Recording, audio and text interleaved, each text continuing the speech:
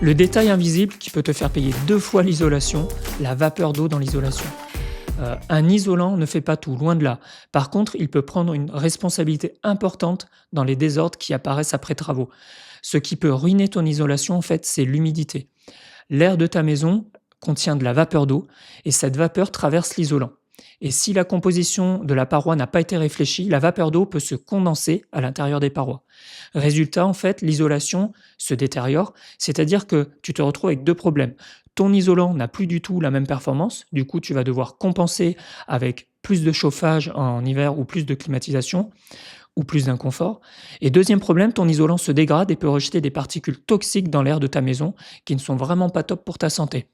Et le pire, en fait, c'est que tu vas mettre des années peut-être à t'en rendre compte, car l'isolant n'est pas directement visible.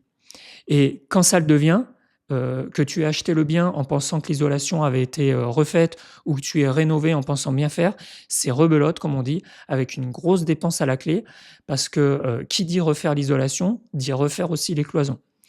C'est souvent invisible et il faut des outils pour mesurer les taux d'humidité, pour constater les désordres, pardon. Tu visites un bien, tout a l'air propre, bien isolé, mais tu ne vois pas, s'il y a une membrane frein-vapeur, si elle est bien posée, continue, étanche, et cetera. Tu ne connais pas vraiment la composition de la paroi. La vapeur d'eau, c'est le truc qu'on sous-estime toujours, mais c'est ce qui détériore le plus vite les matériaux isolants.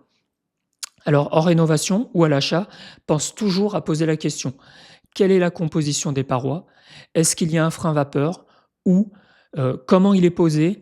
Et pour répondre à ces questions, il va falloir que tu démontes des prises, que tu ouvres des trappes, etc., etc.